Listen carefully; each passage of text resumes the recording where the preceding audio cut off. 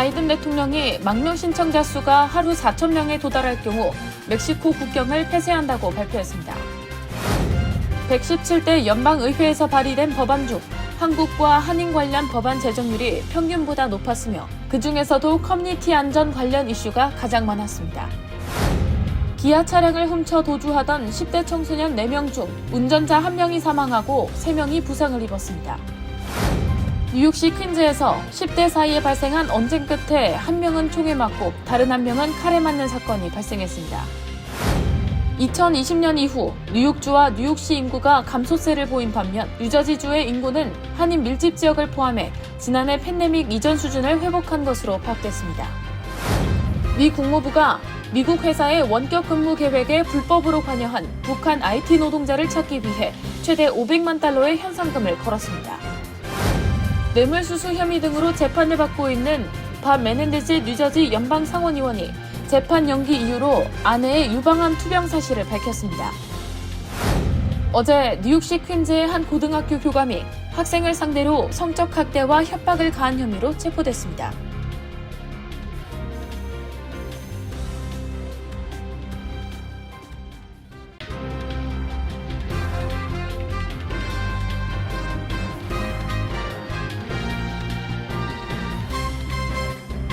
여러분 안녕하십니까? KBTV 뉴스9 이창원입니다. 연방정부의 망명 신청자 정책에 잇따라 회의적 시선이 제기된 가운데 바이든 대통령이 마침내 칼을 빼들었습니다. 망명 신청자의 수가 하루 4,000명에 도달할 경우 멕시코의 국경을 폐쇄한다는 내용입니다. 또 국가 안보에 위험이 되는 불법 이주자를 신속하게 추방하는 내용의 새로운 망명 규칙을 발표했습니다. 그런데 이런 망명 불허가 단 며칠 만에 결정된다는 것입니다. 오늘의 첫 번째 소식 전장 기자가 전해드립니다. 바이든 행정부가 망명 신청자의 수가 하루 4,000명에 도달할 경우 미국과 멕시코의 국경을 폐쇄하는 행정 조치를 시행할 계획이라고 뉴욕 포스트가 보도했습니다. 이는 지난 2월 의회 문턱을 넘지 못했던 법안을 실현하는 것으로 일정 수 이상에 도달하면 망명 신청자를 대통령 권한으로 사실상 추방하는 것이 가능하게 될 전망입니다. 현재 국토안보부 데이터에 따르면 국경 수비대는 미 전역에서 하루 10,000명이 넘는 망명 신청자를 단속하고 있습니다. 국토안보부는 앞서 보안 강화, 망명 수속 간소화를 위해 제안된 규칙과 기타 조처라는 제목의 새로운 망명 규칙을 발표했습니다. 앞으로 멕시코와 맞닿은 미 남부 국경을 불법으로 넘어온 망명 신청자들이 국가 안보에 위험이 된다고 판단될 경우 신속하게 추방될 수 있습니다. 새 규칙에 따르면 이민 담당 관리들은 테러와 관련되거나 심각한 범죄로 유죄 판결을 받은 불법 이주자의 망명 신청을 거부할 수 있습니다. 망명에 적합하지 않다는 증거가 있는 경우 불법 이주자를 면담한 담당 관리가 바로 망명 신청을 거부할 수 있도록 허용합니다.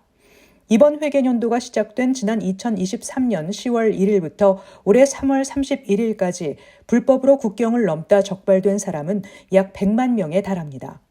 한편 지난 2월 발표된 맘모스 대학 유권자 설문조사 결과 미국 성인의 61%가 불법 망명 신청자 관련 문제를 심각하게 인식하고 있으며 53%는 미국과 멕시코와의 국경에 장벽을 건설하는 데 찬성하는 것으로 드러난 바 있습니다.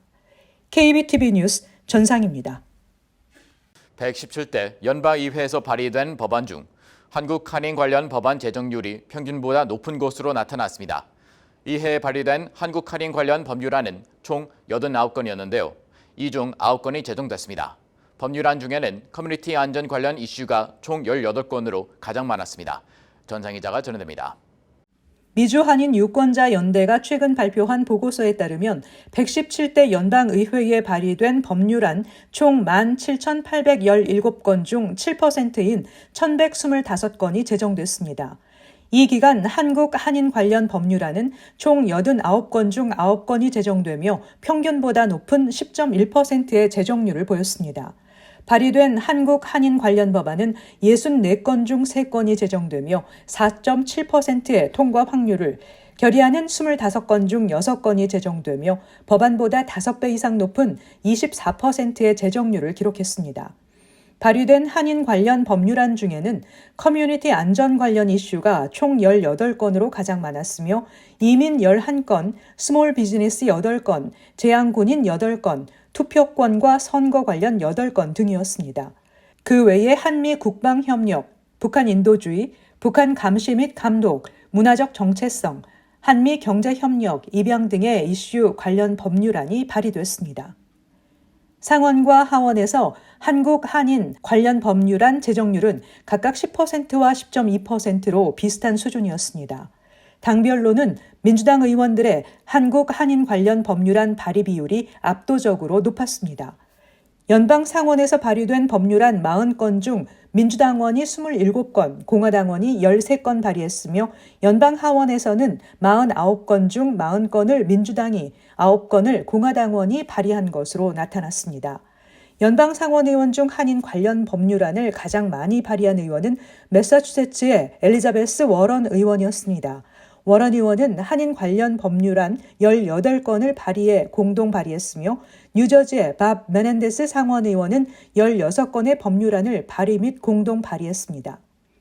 연방 하원에는 상원보다 더 많은 아시안 의원이 있는 만큼 발의된 한인 관련 법률안 역시 더 많았는데 이 중 최다 발의를 기록한 의원은 19건을 발의한 워싱턴 DC의 엘리너 노튼 의원이었습니다. 뉴저지주 연방 상원의원에 도전하는 앤디 킴 연방 하원의원과 그레이스 맹 의원은 각각 18건의 법률안을 발의한 것으로 파악됐습니다. KBTV 뉴스 전상입니다. 현대차와 기아 차량 절도가 기승을 부리며 사회 문제가 된 가운데 10대 청소년들이 기아 차량을 훔쳐 도주하다가 1명이 사망하고 3명이 중상을 입는 비극이 발생했습니다. 김은지 기자가 보도합니다. 캘리포니아 고속도로 순찰대에 따르면 롱비치 지역 710번 프리웨이에서 기아 차량을 훔쳐 타고 과속으로 달아나던 15세 운전자가 갑자기 프리웨이 출구로 빠져나가려고 방향을 틀다 중심을 잃고 대형 트럭과 충돌하는 사고가 발생했습니다. 당시 이 도난 차량 안에는 13세에서 15세 사이 청소년 4명이 타고 있었는데 사고의 충격으로 기아 차량이 큰 화염에 휩싸이면서 운전자가 사망하고 탑승자 3명이 중상을 입었다고 경찰은 밝혔습니다. 사건은 이날 밤 한 여성이 자신의 기아 차량이 도난됐다고 신고하면서 시작됐습니다.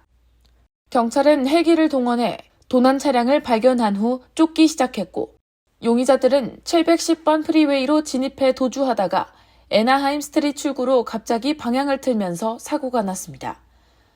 사고 직후 차량이 불길에 휩싸이자 현장에 출동한 구조대원들이 긴급히 탑승자들을 구조해냈으나 15세 운전자는 결국 숨졌습니다. 차량 절도가 코로나19 팬데믹 기간 증가한 가운데 올해 들어서도 여전히 많이 발생한 것으로 나타났으며 여전히 현대와 기아 차량이 타겟이 되고 있습니다. 전국 보험범죄방지국의 4월 보고서에 따르면 2023년 전국적으로 100만 건 이상의 차량 절도가 발생했고 이는 전년 대비 약 1% 증가한 수치였습니다. KBTV 뉴스 김은지입니다. 뉴욕시 퀸즈에서 10대 사이에 발생한 언쟁 끝에 1명은 총에 맞고 또 다른 1명은 칼에 맞는 사건이 발생했습니다. 하루가 멀다 하고 청소년들의 총격과 칼부림 사건이 보고되고 있어 다음 세대에 대한 우려가 커지고 있습니다. 기러민 기자입니다. 어제 저녁 8시경 뉴욕 퀸즈 사우스 자메이카 인근에서 10대 사이에 언쟁이 발생했습니다. 이때 검은 마스크를 쓴 두 남성이 10대 그룹에게 다가가 총격을 가했습니다. 이번 총격으로 12세 소녀가 왼쪽 팔에 총상을 입었습니다. 현재 피해 소녀는 코헨 아동의료센터로 이송돼 치료를 받고 안정을 되찾은 상태입니다. 26세 여성은 흉부를 칼에 찔렸으며 18세 여성은 머리에 자상을 입고 병원에서 치료를 받았습니다. 두 여성 모두 인근 자메이카 병원으로 이송됐으며 현재는 안정을 되찾고 있습니다. 언쟁과 칼부림, 총격이 난무한 이번 사건을 목격한 한 주민은 말도 안 되는 일들이 벌어지고 있다며 이 지역에 오랜 세월을 거주해왔지만 이런 일이 주거 지역에서 발생했다는 게 너무 충격적이라고 말했습니다. 이어 총기를 소지하고 총격을 가했던 사람들을 밖으로 몰아내야 한다고 목소리를 높였습니다. 언쟁을 벌이던 10대 무리에게 총격을 가했던 남성 2명은 검은색 현대차 차량을 타고 현장에서 빠져나간 것으로 파악되며 뉴욕시경은 용의자의 뒤를 쫓고 있습니다. KBTV 뉴스 김련민입니다. 코로나19 팬데믹이 시작된 2020년 이후 뉴욕주 뉴욕시 인구가 감소세를 보였는데요. 한편 뉴저지주의 인구는 한인 밀집 지역을 포함해 지난해 팬데믹 이전 수준을 회복한 것으로 파악됐습니다. 재택근무가 늘면서 뉴욕시 접근성이 높은 뉴저지로 이사한 인구가 많았기 때문으로 분석됩니다. 자세한 소식 김현민 기자가 전해드립니다. 연방 센서스국이 발표한 빈티지 2023 인구 추정치에 따르면 2023년 7월 기준 뉴욕주 인구는 1957만 1216명, 뉴욕시 인구는 825만 8035명으로 추산됐습니다. 각각 2022년보다 10만 1984명, 7만 7763명 줄어든 수준입니다. 인구 감소 추세는 여전했지만 팬데믹 초반에 비해 감소폭은 점차 줄고 있습니다. 2020년 874만 292명 수준이었던 뉴욕시 인구는 2021년 846만 2216명, 2022년 833만 5798명 등으로 줄었습니다. 보로별로는 맨해튼을 제외한 모든 보로 인구가 줄었는데 지난해 맨해튼 인구는 2,908명 늘어난 159만 7,451명을 기록했습니다. 특히 한인 밀집 지역이 위치해 있는 퀸즈 인구는 225만 2,196명으로 2만 6,362명 감소했습니다. 반면 뉴저지주 인구는 지난해 일제히 증가 추세로 전환됐습니다. 뉴저지 전체 인구는 929만 841명으로 2023년보다 3만여 명 늘었습니다. 한인 밀집 지역인 버겐 카운티 인구는 95만 7,736명으로 4,196명 늘었고 미들섹스 카운티, 허드슨 카운티 인구도 1년 만에 2,000에서 3,000명가량 늘었습니다. 센서스국의 주별 이주 현황에 따르면 2021년부터 2022년 사이 뉴욕주에서 뉴저지주로 이주한 인구는 7만 5,103명으로 추산됐습니다. 한편 텍사스주 샌안토니오 포트워스, 노스캐롤라이나 샬롯, 플로리다주 잭슨빌 등의 인구가 급격히 늘고 있다고 전했습니다. 뉴욕시 인구가 감소 추세이긴 하지만 아직 미국 내에서 가장 많은 최대 도시이며 이어 LA, 시카고, 휴스턴, 피닉스, 필라델피아, 샌안토니오, 샌디에고, 댈러스 등 미국 내에서 인구 100만이 넘는 대도시는 9곳이었습니다. KBTV 뉴스 김현민입니다. 미국 회사의 위장 취업해 680만 달러 이상의 수익을 올린 북한 정보기술 IT 노동자를 찾기 위해 미 국무부가 최대 500만 달러의 현상금을 걸었습니다. 김문지 기자가 전해드립니다. 오늘 국무부는 테러 정보 신고 보상 프로그램인 정의에 대한 보상을 활용해 한지호, 진천지, 쉬하오란이란 가명의 북한 IT 노동자들에 대한 정보를 찾고 있다고 밝히며 최대 500만 달러, 한화로 약 67억 원의 현상금을 걸었습니다. 이들 3명의 북한 IT 노동자들은 60명 이상의 미국인 신분을 가짜로 사용해 미국 회사의 원격 근무 계획에 불법으로 관여했습니다. 그들이 벌어들인 금액은 최소 680만 달러에 달합니다.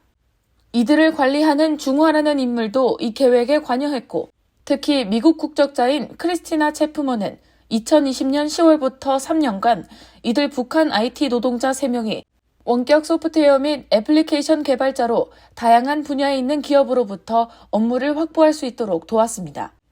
체프먼은 북한의 IT 노동자들이 실제 미국 시민들의 유효한 신원을 확보하는 것도 도왔습니다. 그는 북한 IT 노동자들이 미국에서 근무하는 것처럼 보이도록 하기 위해 미국 고용주로부터 노트북을 받았으며 북한 노동자들이 미국 회사의 IT 네트워크에 접속할 수 있도록 매일 지원했습니다. 나아가 미국 기업들이 지급한 돈을 받고 분배하는 등 범죄 수익을 세탁하는 것도 도왔습니다. 북한 IT 노동자들은 두 곳의 미국 정부기관에도 유사한 업무로 취업하려고 했으나 실패한 적도 있습니다.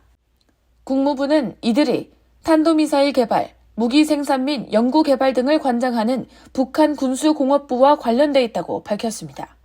KBTV 뉴스 김은지입니다. 뇌물 혐의 등으로 재판을 받고 있는 밥 메넨데스 뉴저지 연방 상원의원이 오늘 성명을 통해 아내 느딘 메넨데스 여사가 유방암으로 투병 중이라는 사실을 공개했습니다. 김은지 기자가 전해드립니다. 지난주 월요일부터 뇌물 혐의 등으로 재판을 받고 있는 밥 메넨데즈 뉴저지 연방 상원의원이 아내의 재판이 건강상의 이유로 7월로 별도 연기된 이유에 대해 자신의 아내인 네딘 메넨데즈 여사가 유방암으로 투병 중이라고 밝혔습니다. 메넨데즈 의원은 오늘 성명을 통해 네딘 여사는 유방암 3기로 유방 절제술을 받고 회복 중이며 방사선 치료 등이 필요할 것으로 보인다고 전했습니다.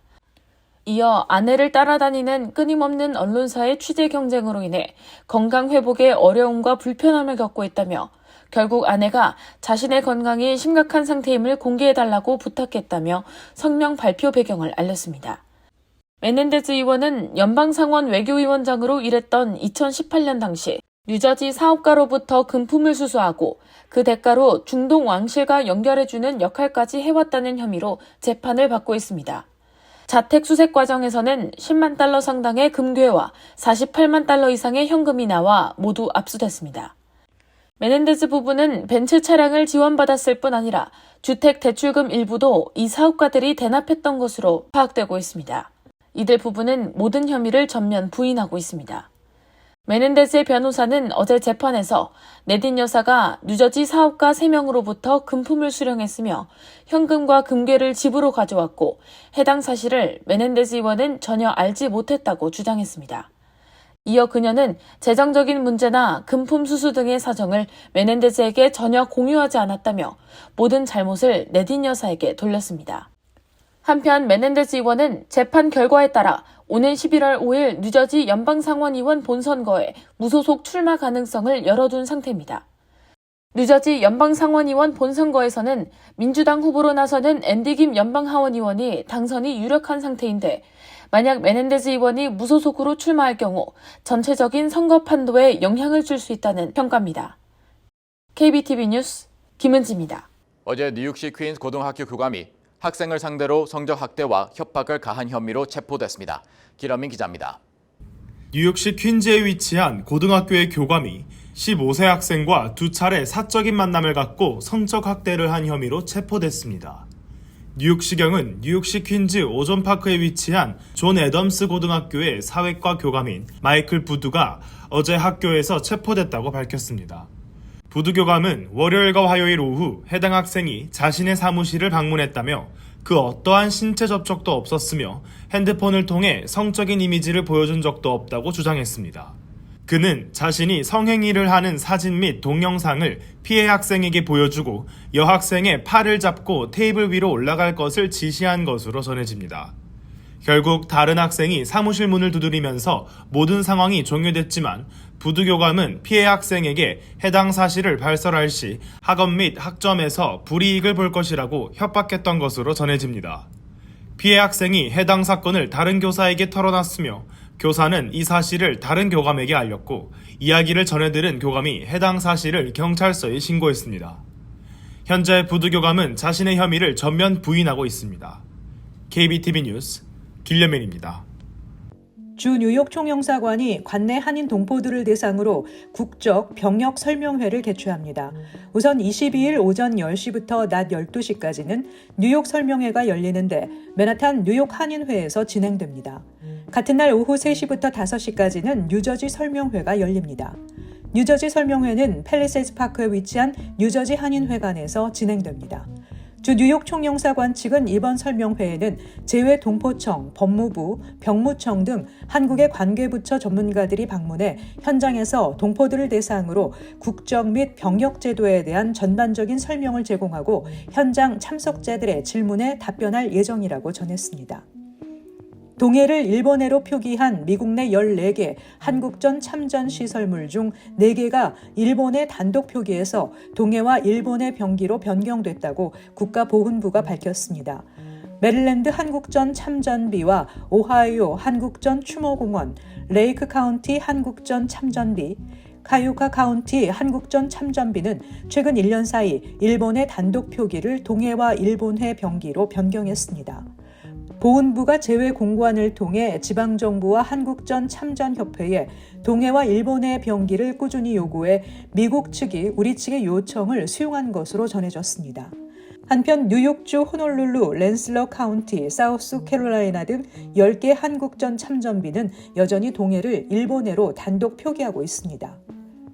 빌 머피 뉴저지 주지사는 다음 회계년도 주정부 지원금 삭감에 직면하며 교직원 감축과 프로그램 폐지를 고려 중인 학군을 구제하는 2가지 법안에 서명했습니다. 첫 번째 법안은 다음 회계년도 삭감이 예고된 학군의 지원금 감소분 45%를 자동으로 복원하는 내용을 포함하고 있습니다. 머피 주지사는 이를 위해 4,470만 달러를 투입한다고 밝혔습니다. 주 교육국에 따르면 다음 회계년도 학군 지원금은 전년보다 9억 달러 늘어난 약 117억 달러이지만 423개 학군의 지원금이 늘어나는 반면 140개 학군의 지원금은 줄어듭니다. 이날 주지사의 법안 서명에 따라 전년보다 주정부 지원금이 약 9% 삭감 예정인 리치필드와 7% 삭감이 예고된 레오니아 등 지역의 감소분 40%는 자동 복원될 전망입니다. 두 대의 전기버스가 퀸즈 브루클린 일대 운행을 시작했습니다. 앞으로 58대도 올해 말까지 운행을 시작할 전망입니다. MTA는 오는 2040년까지 탄소 배출 없는 친환경 버스로의 완전한 전환을 목표로 하고 있습니다. 이를 통해 오는 2050년까지 온실가스 배출량의 85%를 줄일 계획입니다. 버스는 2021년 제조사 뉴벤처에 6,400만 달러를 지불하고 주문했던 친환경 전환 작업의 일환입니다. 당시 도합 약 9천만 달러의 예산이 배정된 바 있습니다. 이를 통해 연간 50만 톤의 온실가스 배출을 방지할 수 있을 것으로 기대하고 있습니다. 잠시 후 커뮤니티 브리핑을 전해드립니다.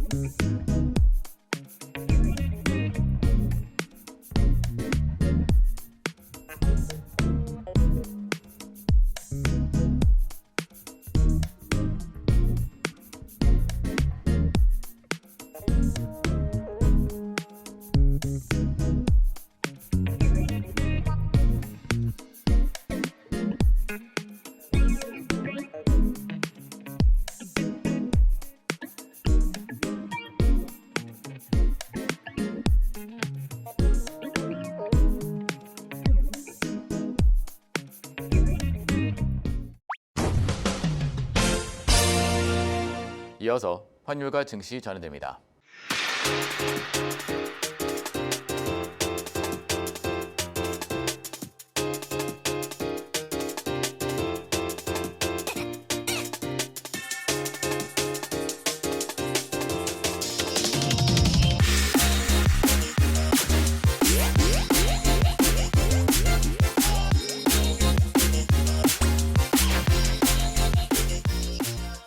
잠시 후 뉴욕과 뉴저지 날씨 전해드립니다.